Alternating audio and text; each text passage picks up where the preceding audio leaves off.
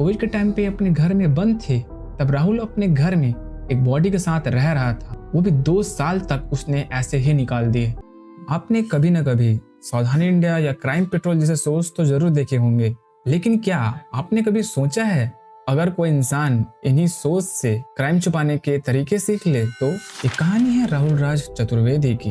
उदयपुर का रहने वाला 38 साल का ये राहुल अपने पिता के साथ मंदिर में काम करता था। मिड 30s तक आते आते राहुल के पास कोई स्टेबल जॉब नहीं था। वो खुद की जिम्मेदारी भी ढंग से नहीं उठा पा रहा था। 29 जुलाई 2019 उस दिन एक औरत अपने 2 बच्चों के साथ मंदिर आई हुई थी और उसे देख के लग रहा था कि वो बहुत ही ज्यादा दुखी है और राहुल से रहा नहीं गया और वो उससे जाके बातचीत शुरू कर देता है। उस औरत का नाम भानुप्रिया गोस्वामी था। उम्र 33 साल। भानुप्रिया राजस्थान के झाडोल से थी। अपने पति नारायण गोस्वामी के साथ रहती थी, लेकिन पति पत्नी के बीच बातें इतनी बिगड़ चुकी थी कि नारायण गोस्वामी ने दोनों बच्चों और उसकी बीवी को घर से बाहर निकाल दिया था और 2 दिन तक भटकने के बाद ये तीनों मंदिर आ पहुंचे थे। राहुल ने उनकी मदद की, उनको खाना वगैरह खिलाता है और उनको तसल्ली देता है कि सब ठीक हो जाएगा। फिर इन सब चीजों के बाद भानुप्रिया अपने बच्चों के साथ वहां से चली जाती है।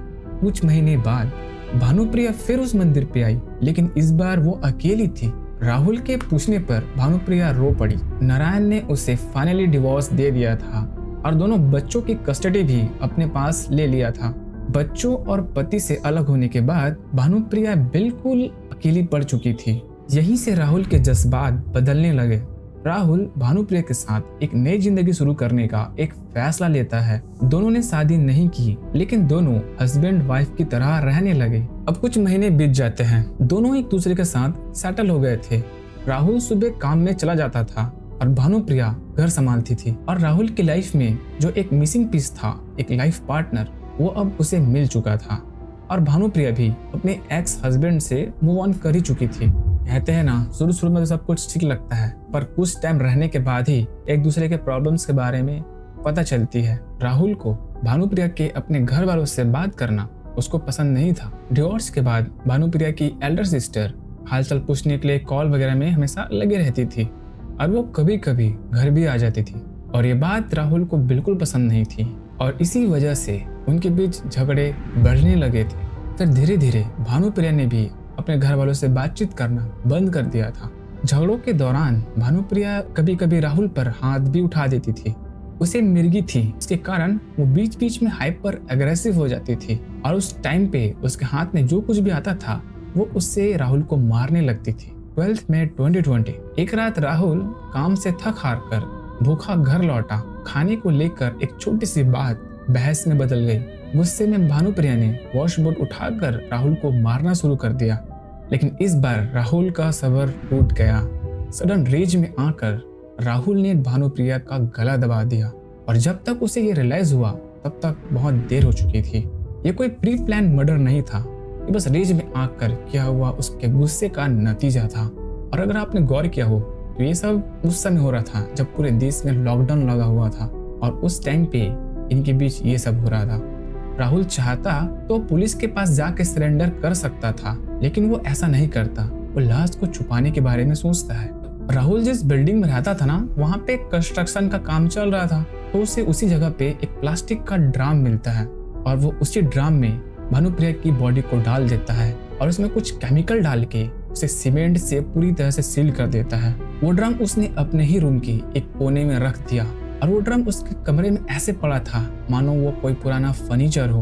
और उसके बाद राहुल बिल्कुल नॉर्मल लाइफ जीने लगा, मानो कुछ हुआ ही ना हो।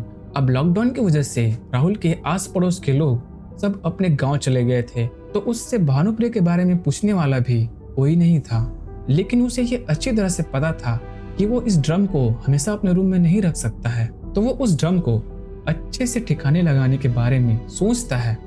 और वो क्राइम पेट्रोल बहुत ज्यादा देखा करता था और उसने एक ही बार में 1300 एपिसोड देख डाले ताकि उसे कोई एक अच्छा आइडिया मिल सके उस ड्रम को ठिकाने लगाने का। अब जब हम लोग कोविड के टाइम पे अपने घर में बंद थे, तब राहुल अपने घर में एक बॉडी के साथ रह रहा था। वो भी 2 साल तक उसने ऐसे ही निकाल दिए। और आप लोग सोच रहे होंगे क्या उससे बदबू नहीं आती थी? लेकिन उसने उस प्लास्टिक के ड्रम को अच्छे से सीमेंट से पैक कर दिया था, जिससे स्मेल उसमें ही ट्रैप हो गई थी। फिर 2 साल बीत जाते हैं। 2022 में टॉक्सिक गैस और लिक्विड से वो ड्रम धीरे धीरे खराब होने लगा और उसमें छोटे छोटे छेद बन गए, जिसमें से गंदी स्मेल बाहर आने लगी थी। लैंडलॉर्ड सत्यनारायण को वहां रहना मुश्किल हो गया था और उन्होंने राहुल को वार्निंग भी दी थी, अगर उसने इस बदबू का कुछ नहीं किया तो वो उसे इस घर से बाहर निकाल देगा। कई बार वार्निंग देने के बाद राहुल के पास कोई रास्ता ही नहीं बचा था, तो वो लैंडलॉर्ड को सारी बातें बता देता है और ये सब सुन के लैंडलॉर्ड की आंखें फटी रह गई। अब आमतौर पर कोई और होता तो वो पुलिस को कॉल करता और सब कुछ बता देता, लेकिन सत्यनारायण ऐसा नहीं करता। उल्टा वो राहुल की मदद करता है उस बॉडी को छुपाने में, क्योंकि सत्यनारायण को लगा कि अगर वो पुलिस को बता देता है इसके बारे में तो कहीं न कहीं वो भी फंस जाएगा, और इसके कारण राहुल की मदद करता है उस लाश को ठिकाने लगाने में। दोनों ने उसे एक सुनसान जगह पर ले जाकर उसे जला दिया और इसके बाद इस क्राइम का कोई भी एविडेंस नहीं बचा था। भानुप्रिया इस दुनिया से गायब हो चुकी थी और ये बात किसी को आगे पता भी नहीं चलता। अगर कल को कोई भानुप्रिया के बारे में पूछताछ भी करता तो राहुल ये बोल सकता था कि वो मेरे साथ नहीं रहती, और कोई कुछ कर भी नहीं सकता था क्योंकि दोनों शादीशुदा नहीं थे और कोई एविडेंस भी नहीं था इस चीज का।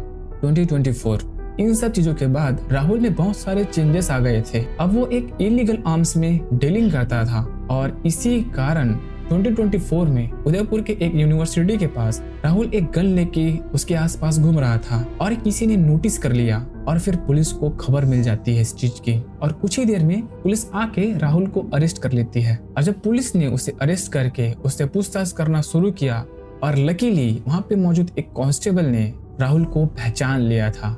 दरअसल कई सालों पहले जब भानुप्रिया और उसके पति का जब डिवोर्स हुआ था तो वो इसी पुलिस स्टेशन के थ्रू हुआ था जहाँ पे राहुल को अरेस्ट करके लाया गया था।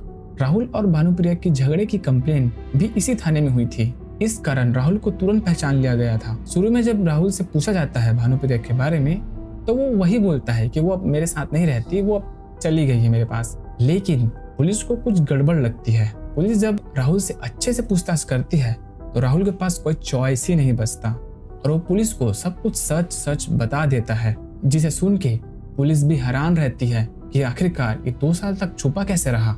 बट ये स्टोरी का एंड नहीं था। अब पुलिस को सब कुछ पता चल चुका था, लेकिन इसके बावजूद उनके पास कोई एविडेंस नहीं था और इस बात को कोर्ट में प्रूफ कर पाना एक बहुत ही बड़ा चैलेंजिंग था। और इसी के कारण राहुल अपना स्टेटमेंट बार बार चेंज करता रहा और कोर्ट बिना एविडेंस और प्रूफ की बातें नहीं मानती, क्योंकि कोर्ट एविडेंस या प्रूफ मांगता है। एंड अपने क्राइम को कन्फेस करने के बाद भी राहुल को अभी तक सजा नहीं मिली है। अब हम होप ही कर सकते हैं कि राहुल को उसके कर्मों की सजा मिले। आपका क्या थॉट है इस केस को लेके, कमेंट करके जरूर बताएं। वीडियो पसंद आई हो तो लाइक करें। मिलते हैं अगले अपलोड में।